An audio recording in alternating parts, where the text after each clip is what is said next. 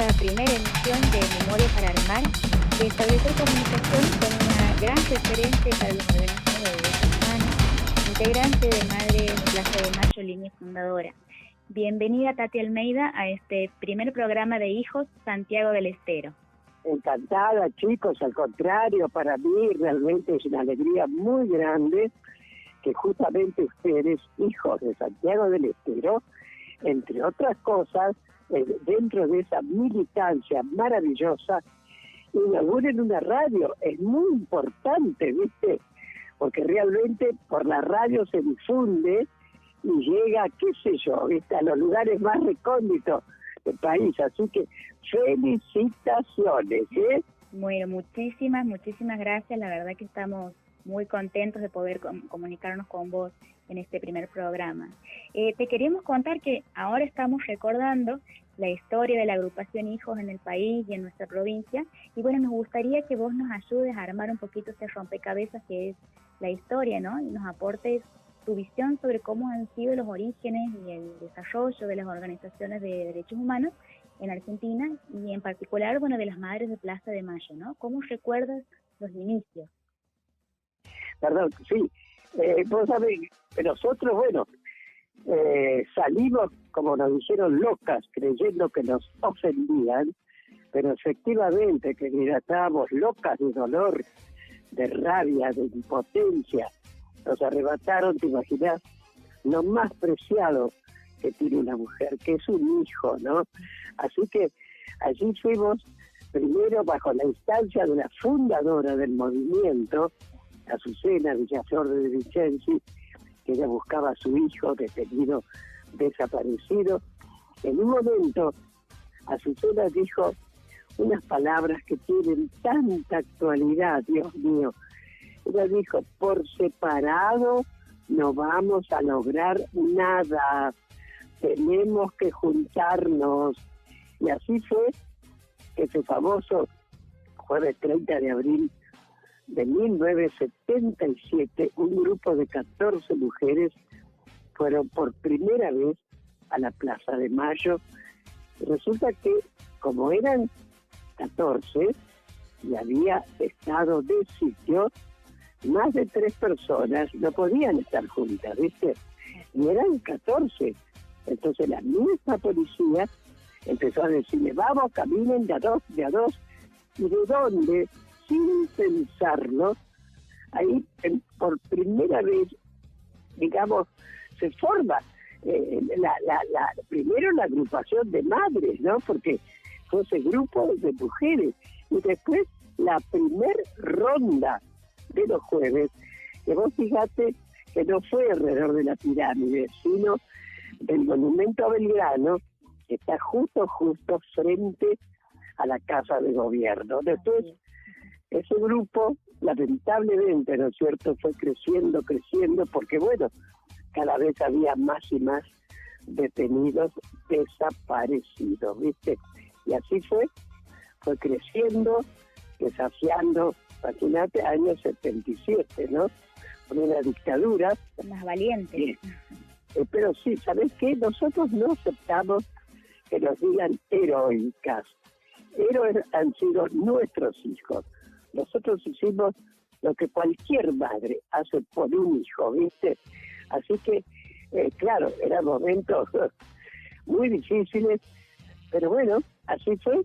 Continuamos, fue creciendo ese grupo, y lamentablemente, después, fíjate, en diciembre del mismo año, del 77, no sé si ustedes conocen el episodio triste que ocurrió en la iglesia de la Santa Cruz.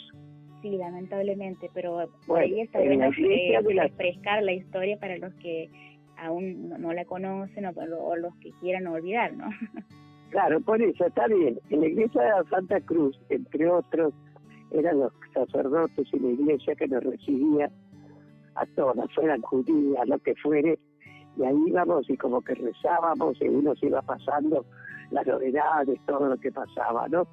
Y el 8 de diciembre, que es el día de la Virgen, estaba la iglesia, que es muy grande, estaba llena, a tope, Y se había quedado que después de la misa, en el jardín, porque es una iglesia que tiene un jardín muy grande, se iban a juntar los familiares porque se estaba juntando dinero para sacar la primer solicitada en el diario, en la prensa, con nombre, apellido, documento, de los que hasta ese momento se sabía que estaban detenidos, desaparecidos. Salía carísima esa solicitada. Entonces muchísima gente empezó a donar, qué sé yo. Entonces un grupo fue a la iglesia, como te digo, entre ellas Esther Cariaga, Mari Ponce, madres, ¿no? Y otros familiares de los desaparecidos. Resulta que Astiz, ese genocida que gracias a Dios ya está condenado hace rato a perpetua, Astiz se hizo pasar por el hermano de una desaparecida y se metió en la ronda, se metió con las madres de Plaza de Mayo. Y Azucena era la que más lo cuidaba y le decía, no venga, por favor, vos no venga, pobre tu mamá, ya tiene una hija desaparecida. Bueno, este Judas traidor, ese día, ahí en la iglesia, muy valiente con los indefensos, pero cuando le tocó ir a Malvinas, apenas pisó, no pegó ni un tiro, se rindió enseguida. Bueno, así estaba entre todos, por supuesto.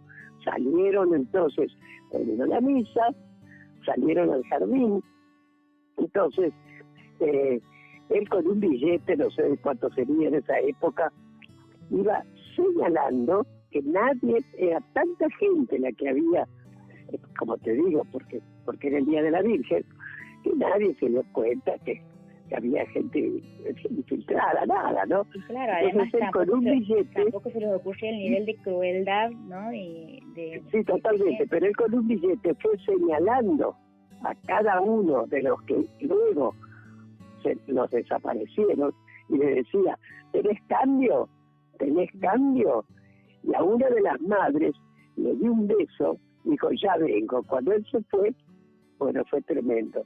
Y así fue que Azucena, que ese día no estaba, pero el día 10 de diciembre, a los 2 días, vaya ironía, el Día Internacional de los Derechos Humanos, ella sale, que vivía en la Avellaneda, a comprar el diario para ver si estaba solicitada, y ahí la secuestraron, y supimos después, Dios mío, pobrecita, que a las 3 madres, como al grupo, eran 12 los de la Santa Cruz, así se los conoce, familiares, los tiraron, bueno, vivos al mar como tantos otros, ¿no? Así que es una historia muy triste, pero que bueno, que en lugar de paralizar con ese horror que nos ocurrió, se siguió, por supuesto, luchando, pidiendo por justicia, ¿no? Así es, y por eso nos admiramos tanto, porque han superado muchísimos obstáculos. Justamente sobre la cuestión de los obstáculos y las cuestiones que hay que superar en la lucha, le quería preguntar, en el contexto actual que estamos viviendo, ¿no? ¿Cuál cree que son los desafíos a los que nos enfrentamos los organismos de derechos humanos?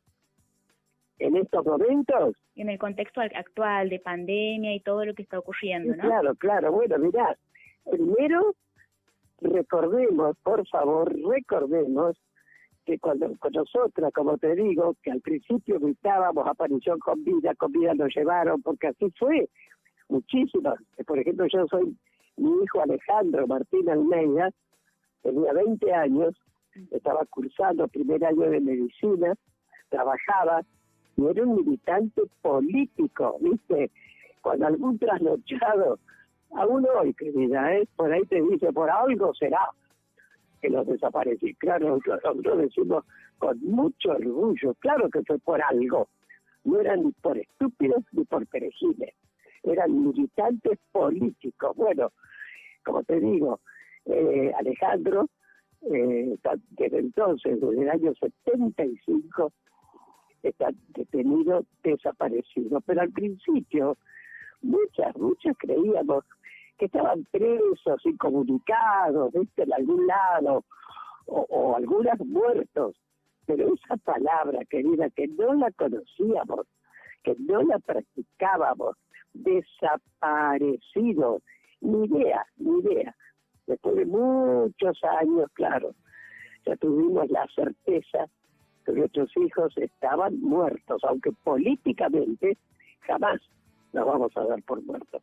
Son detenidos, desaparecidos, hasta que no nos digan dónde están por lo menos los cuerpos, quién dio la orden, por qué los va a matar.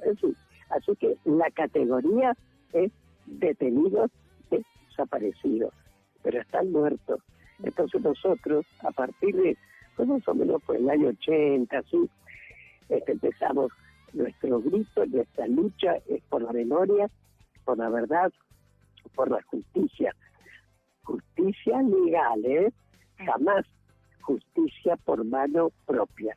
Pero no lográbamos, porque Alfonsín, tengamos memoria, está bien, fue el primer presidente que juzgó y condenó a los genocidas de las primeras juntas. Pero, y además hizo un juicio único, porque fue la primera vez que civiles condenaron a militares.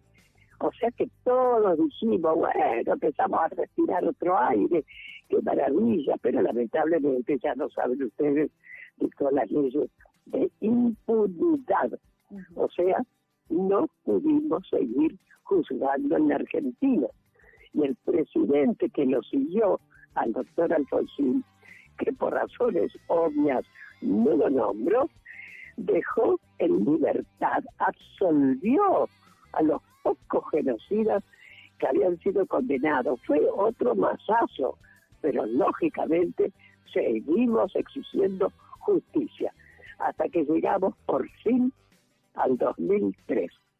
Y el primer presidente, nuestro querido, siempre presente, nuestro querido otro hijo, Néstor Kirchner, fue el primer presidente que tomó a los derechos humanos como política de Estado, como lo hizo Cristina y como lo ha hecho nuestro actual presidente, el querido Alberto Fernández.